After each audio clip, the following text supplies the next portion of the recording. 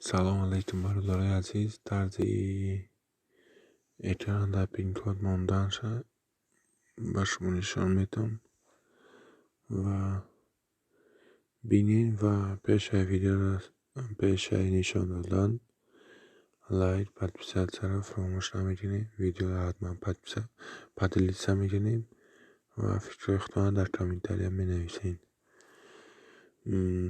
می‌داریم настройка шалаги در ویدیو پیشکی گفتم دو اکران بلاکировки و тип بلاکировки اکران در می‌داریم.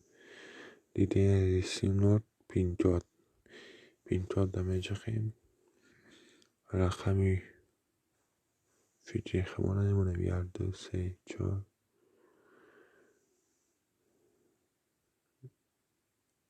دله را می‌جخیم با بیار 2 3 4 دله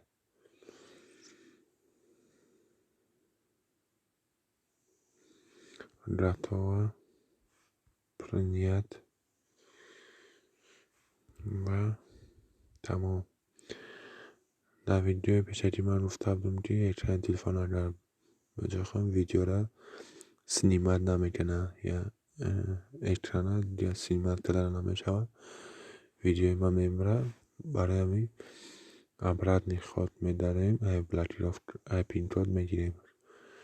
چقدر در پین کد میدارین با پارولتون میپرسه 1 2 3 4 میمونیم دلی را میشخیم هوی میشود و میتونیم به پارول پرایستی با اکران رو میجخیم یعنی که تلفن ما به پارول شد. با